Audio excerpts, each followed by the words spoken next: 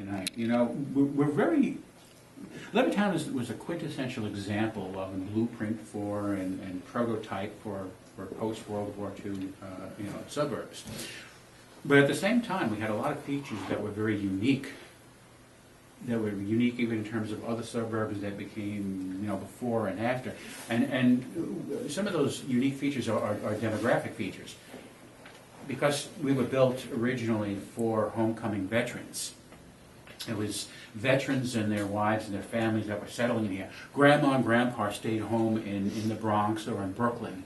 So up until, in 1960, we didn't even have 1% of the population that was senior citizens. So it was all young people. In fact, if you look at the stats for our community, 1953, I wrote them down here so I don't forget them. 1953, 80.3% of all Levittowners, that's all of them, were under the age of 11. That's, it's all kids. 40% were under the age of 13. So we're talking about what, between 11 and 13. More than 80% of the population of Levittown fits between, is 12 years old. If you average it. So if you do a little arithmetic, oh, and by the way, in 1951, which is 2 years earlier, 29.6% of the population, which is big, it's almost 30%, are under the age of 5. So a lot of kids we're talking about. But now, if you do the arithmetic on that, and you fast forward that to the Vietnam era, that means that disproportionately, the number of people who are eligible to serve in the military during the Vietnam would have been Levittowners. Most communities wouldn't have had, obviously a lot of people served that would be of that age, but to have that bulk of people that fit right into that age, because most people don't serve in the military when they're 16, and they don't serve in the military when they're 25. It's that narrow, that narrow time frame, and disproportionately we had that many people of that age. So Levittown is very, very, very much represented in the Vietnam War, and my expertise on that area is extremely limited. So when my area of expertise is limited, what I do is I look for an expert. And it turns out I happen to have one.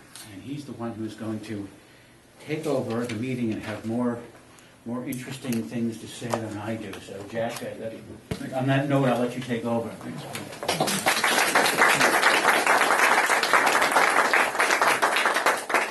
Okay.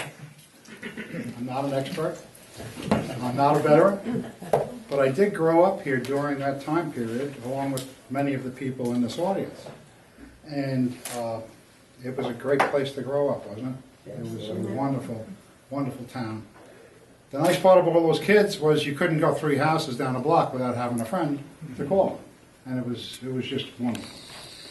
In fact, when I go down Hempstead Turnpike now, I'm going to talk a little bit about a place called Sherwood Forest that some friends of mine and I found and called our own, and we hung out there, and we just were hiding away from the rest of the town, probably as visible as hell, but we thought we were hiding away from everybody else. And it was a place we could call our own and be private there. Well, I can't go down Hempstead Turnpike without knowing that and seeing that. So, this is a kind of a fitting time to be talking about this topic. Memorial Day coming up. If anybody hasn't seen it, right back here on this wall is a plaque with 37 deceased Levittown boys who didn't make it home from Vietnam or were killed during the era. I think 4 were killed in accidents during that time. The rest of them were killed in combat. And it was a terrific price for a town to pay. I think the only town that came close to us was Massapequa, and they were not quite as high, but close. So it was a big price that was paid from the youth of our community. My book, which is really what this house started, I wrote a book about this time period. It's fiction, so don't blame me for anything, okay? I'm not picking on anybody. However, a lot of it was based on the people I grew up with, the people we all knew. It's all composites of different traits and qualities. Anything good in the books about this guy right here, Ernie, we've been friends for like 60-something years, okay? Ernie Ruggiero. And a few other guys, Joey, from the singing in high school. And, I don't want to leave anybody, Eddie, baseball, Little League, I mean, come on. We went back way, way back. So there's a lot of great times to remember. Kaluch, come on, the pool hall, I mean, you were the mainstay in the pool hall. So, we had a lot of fun, though, and it was a great camaraderie among us. So with that in mind, I decided as a, if you call it a lesson to my 3 daughters, I wanted to tell them what it was like to grow up then.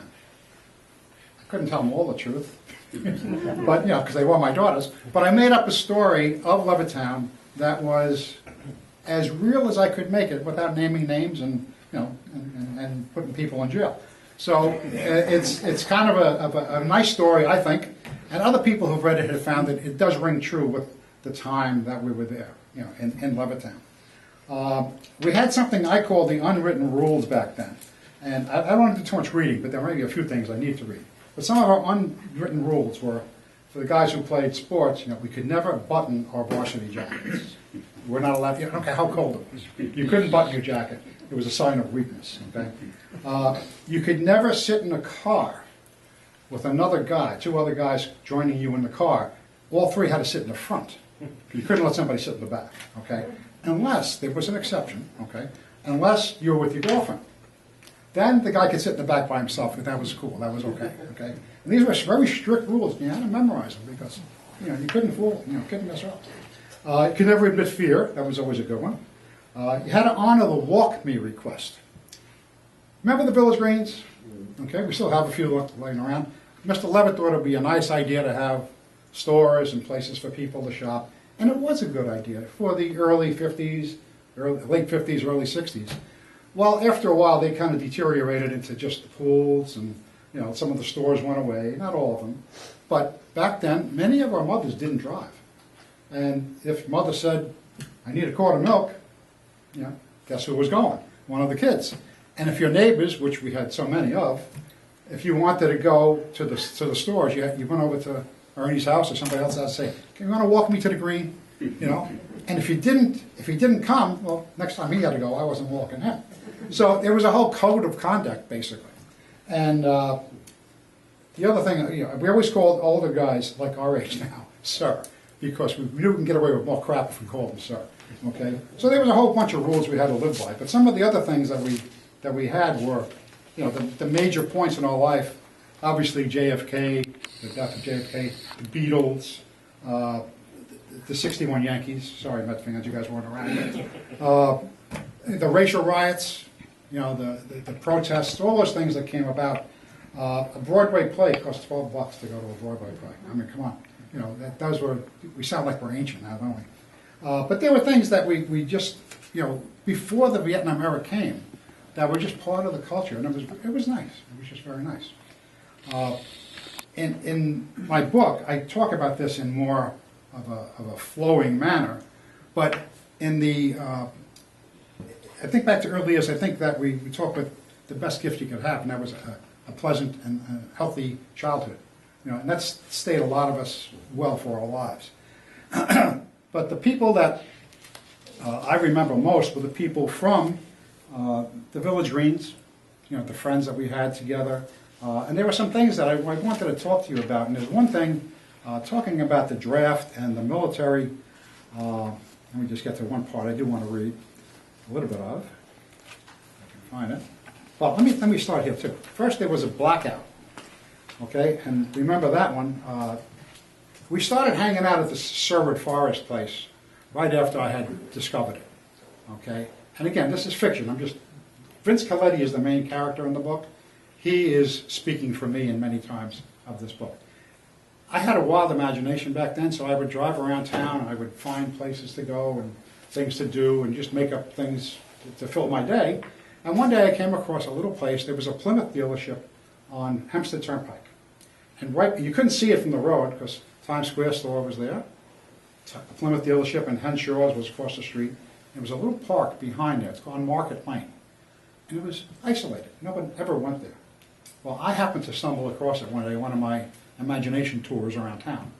And I told all my friends about it. And the next day we began hanging out there. And it was like a place we could, be away from everybody. But we started hanging out there right away. We would drink beer and discuss life and talk about all the wonderful philosophy we had. But my favorite times on Saturday mornings before football games, we'd go there and we would talk about things when we weren't buying Torinos and going to breakfast at the Embassy Diner. Okay? But football was a pretty big part of our lives back then. And we'd go to Bandy's after the games. And in the book, Vince is arriving at Bandy's, what we call the Barneys in the book, to save the innocent. And Mary is one of Vince's girlfriends. There's Tommy Gallagher, Bobby Casey, Eddie Buckley, and Johnny Sullivan. These are the four main characters that all met together in the second grade. And there's a definite pattern there. Vince Coletti is the only Italian guy. Okay? The rest of them are all Irish. So I was the token, Italian person in this group of people. So Vince Coletti in the book, though, carries that role out. And what happens is these people from second grade on were like a band of brothers and one sister with Mary in there. And they just did everything together. There was other friends, there were other people that were close to, but this band of friends stayed together through life. And it was, the dynamics that went on were quite interesting among them, okay? And there was more time spent with those friends than with family. So the book talks a lot about that. But we talk about meeting at Barney's after a football game, and the guys are sitting at the table. Mary is the girl interest in the book, and the song "I Got You, Babe" comes on the radio. And of course, everybody turns to Mary and stares at her. And the reason is, during the summer, she had turned around to Vince at the beach after having a few beers and sang "I've Got You, Babe" to him quite loudly and quite coolly, okay? But it was something that was just, part of the deal with their relationship. And then she talks about having the ability to get the guys jobs after football season's over at TDS, which is the Turnpike Department Store, okay? Not the other store, which will remain nameless at this point, okay? And she gets them a job at this store. They all work together, and they just have fun together. They went to school together, they worked together, they drank together, they had fun doing everything they wanted to do. So a few weeks passed after they'd taken the job at TDS, Turnpike Department Stores, and he's eating dinner with his family, Vince is, and Mary's on the other end telling him her car wouldn't start. Could he please drive her to work? So he does, and what happens? It's the night of the blackout. He's walking in the parking lot, or sitting in the parking lot with people running all over the place. And there's, in the book, he said, well, first let me tell you a little story. On the way there, Mary wanted to tell Vince something, but he was too busy singing Wooly Bully to her on the radio because there was a party in the summertime where the guys were kind of drunk, and somebody wanted to hear Wooly Bully, and the band at that time couldn't play it. They weren't that good. And two of the fellows, Bobby and Johnny, and Tommy, made them play Wooly Bully, okay, against their will. And it was a sad time. But Mary never liked that, and she blamed Vince for it because they were his friends. Whenever they did anything wrong, Vince was to blame. So she won't be able to talk to him now because he's talking about this singing Wooly Bully to her. So they get up to Times Square, and everybody's stealing things and running around.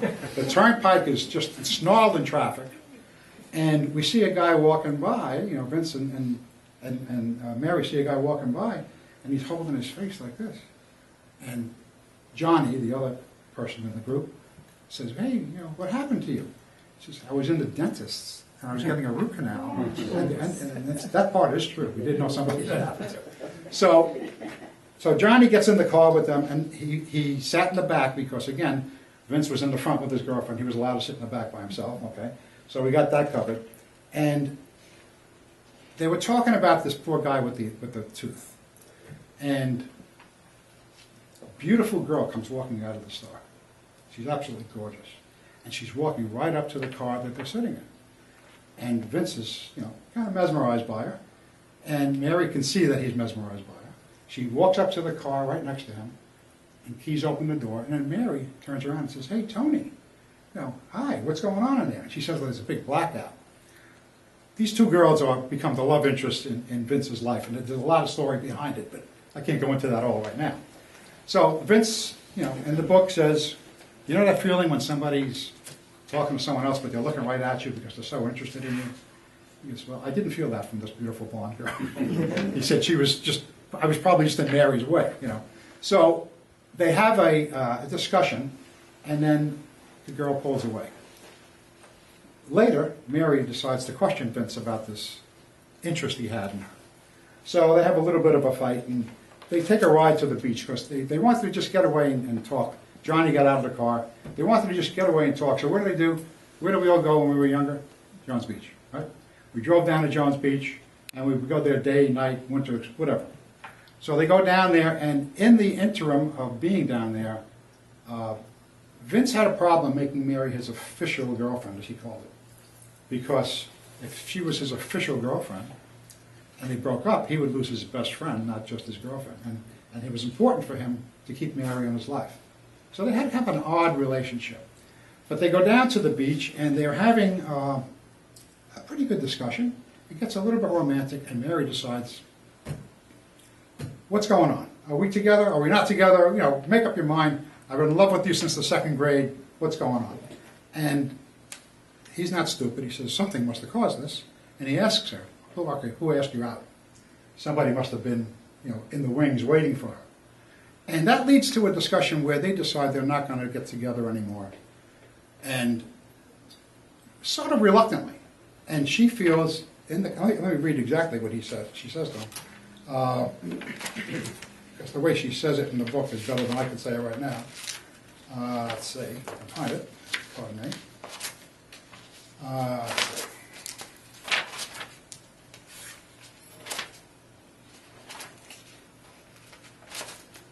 Well, I can't find it, but I know what happened. I wrote the book. She said to him that maybe you should date that girl, Tony, that we met before. And Vince goes, what are you, crazy? You belong in a psycho ward. He said, you're breaking up with me because you're afraid things aren't going the way you want. Now you want me to date somebody else. But that's how it starts. The two of them break up peaceably, but then eventually Vince does date the other girl. Well, it starts a whole story that really gets kind of dynamic. Mary becomes, again, bringing it back to our discussion tonight, she gets involved with protesting and anti-war movements and things like that, which Vince was very much, raised with the John Wayne kind of attitude and, America, love it or leave it type of attitude. And the story takes on a lot of permutations from there. But what I'm trying to get at is, that's kind of what we all went through, maybe not in exactly that situation. We had a division between our parents, between our relatives. There were many Thanksgivings that were kind of brutal in many houses during that time. And it was a real divisive time, and nobody really knew what was going on. The older people didn't, the younger people certainly didn't. Most of us had never heard of Vietnam a year earlier. Next thing you know, your buddies were going over there to fight there. So it was a very, people talk about the good times. There were great times, but there were also some very tenuous times and some very treacherous times in many ways. And the nation, I think, other than the Civil War, I think that late 60s was probably one of the most divisive times our country has ever seen. And I think we're still paying a price for all the crap that happened back then. So again, I can't go into every detail of the book, but I'm trying to touch on things that would be interesting. One of the things that happens in the book, too, if you remember, when you went to college, you had to keep 12 credits, otherwise you'd be considered part-time. And the draft board knew about that miraculously, like the minute it happened. So Vince gets a job eventually on Wall Street, which is what he wanted to do, from Tony's father, okay, and family. So he's working there, and they change his hours. He's got to go commute to New York. He used to work out here. He's got to commute to New York. He was late to go to school at night at Hofstra, where the setting was, and he inadvertently gets thrown out of a class for being late all the time. He moves down to 11 credits. Within a week and a half, he gets the letter, the greetings letter, okay? So after meeting, after getting that letter, he comes home one night, and he comes home and it goes something like this. Everybody's up and waiting for him. "What's going on?" he said. "My mother," this is Vince talking now, "my mother walked over to the table in the hallway and picked up an envelope. You received some mail today. You'd better open it right now." My first reaction, there was something happened to Mary, because he hadn't seen her for a long time. She'd been gone for more than a year without any word, so he assumes there was some bad news. "As soon as I looked at the return address, I realized my assumption was wrong," he said. The return address was Local Board Number 4, 147 West Merrick Road, Freeport, New York, 11520. Some of you might remember that address. I read the letter while my family watched. The expression on my face turn from surprise to disbelief to everything else. "I'm taking my pre-induction physical on November 18th at Fort Hamilton in Brooklyn. I guess my time ran out," he said. Vince's mother rips the letter from his hand and reads it over, as if after 3.5 years of college he wasn't able to read. Okay? But, you know, Italian mothers are kind of like that. Confirming it in her own eyes, she hands the letter to his father. The look on their faces is something he says he'll never forget. The war had been on all our minds, and we felt its effect on those around us, but now it was our turn, meaning that generation's. And he complains about this Collins professor who dropped him, and his father asked him, but it's not that important. And it was the first time he said he had seen his family in one place in a long time at that part of the evening. And he said, "Relax, everybody. This isn't as bad as it sounds. Maybe I won't pass the physical." Some nervous laughter ensued. And his sister Marie walked over and said, "Well, I don't know about anybody else, but I have to get to bed. I have to get up early tomorrow." So she walked by Vince to go upstairs, but when she got to where he was standing, she gave him a kiss, like they used to do when they were kids. And she hadn't done that in a long time. I suppose it was her way of saying that she loved me. It was certainly more appropriate than saying, "Gee, Vince, we hope you don't get killed," which is what his younger brother said. You know, and he had a younger brother who was just a thorn in his side the whole time. His mother starts crying, "My God," over and over again. He says, "Mom, relax, it's not so bad." She goes, "No, I remember World War II. All the boys went away, a lot of them didn't come back." She goes, "I can't believe we're going through this again." So she goes, "You're my baby, I don't want anything to see you happen to go anywhere, I don't want anything to happen to you." He says, "Don't worry, Mom, maybe you'll think of me as a baby, but I'm 21 years old. And she goes, "Like hell you can. Take care of yourself." She goes, "You can't even play poker." She goes, "The guys in Fort Dix are going to rob you blind," And they start laughing. But he turns to his father for support. And his father throws his hands up and says, "She's right, you can't play poker worth a damn." So there they are sitting in a seat in their living room, facing a very dangerous situation. And they're laughing like idiots because it was either that or cry. And that probably was, maybe not exactly word for word, but the way things were in a lot of homes during that time.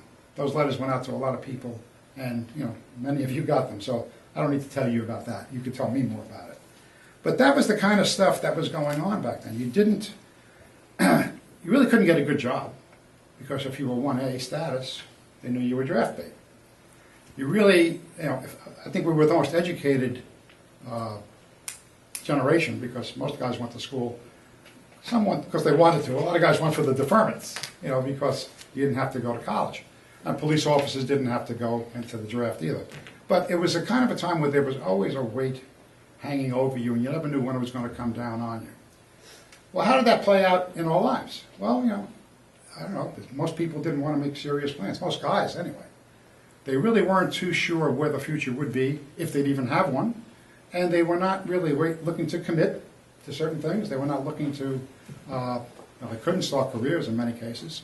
So it was a price that was paid by everyone, even those who didn't go. And the other price was, if you didn't go, like I didn't go. And one of the things I was severely worried about going away, it's very easy to say now, I really wasn't worried about being killed. Because if you're dead, you're dead. I mean, it's not much more to argue about. Didn't want to get hurt, obviously. But more importantly, I really was afraid of being alone, away from all the people I loved. And that was something, as time went on, even if you were still here, you became more and more alone because the people you cared about were gone. And sometimes not permanently, but sometimes it was permanent too. Without getting into, I won't talk about anybody's names in the book except for one guy, and most of us know him, Kerry Geddes. Okay, he was the first for our group, and Kerry was a crazy man. He was a big brother. He was a friend. He was just a very cool guy in plain English. And his name's on that wall, unfortunately. But that kind of hit home for a lot of people that this was not some John Wayne movie they were talking about. And it was very serious. And, you know, we can go to Division and to the other schools, you know, it wasn't just Memorial, but for me, Memorial is where it all happened. You know, this is the building, literally, that we were in. And I lived, this is my sister, we lived right behind the high school. I used to make it to school, I could make it to school in 30 seconds. I was still late sometimes. I was still late, and actually when I was a senior though, it took me half an hour because I had to drive around. You know, I had a car then, okay. But the fact is, we were here all the time, we played ball in the schoolyards, and it was the best equalizer, I think, for the guys at least, was things like Little League. I know these guys, some of these guys from the other schools here, from playing ball with them. Eddie and I played Little League, you know, from 8 years old on, and all those guys we played with, you know, didn't all go to Memorial. We knew guys from everywhere. So it was kind of a way that unified us a lot, and a lot of that came back later on in life. So, you know, it was kind of a nice thing to be. To talk about this weekend, though, with the Memorial Day facing us, we're not out of the woods yet. I mean, you know, we still got a lot of wars and things going on in the world, but Paul hit on an important thing. The concentrated number of people in our generation was really out of kilter. World War II, it was everybody. It wasn't just one group of people. Didn't matter how old you were or whatever. Vietnam was a different situation, and it affected, I think, you know, much of what the future years brought us. A lot of division, a lot of you know, bitterness, a lot of sorrow. A lot of joy, too, for those people that came back. But it was a tough time. And the book isn't dwelling on the tough stuff, but it doesn't ignore it either. And I think if you get into it a little bit, those of you who have read it could maybe back me up a little bit. It's a story about love. It's a story about love of family, number one. Friends, certainly. Levittown, to be sure. Growing up here was like idyllic, okay?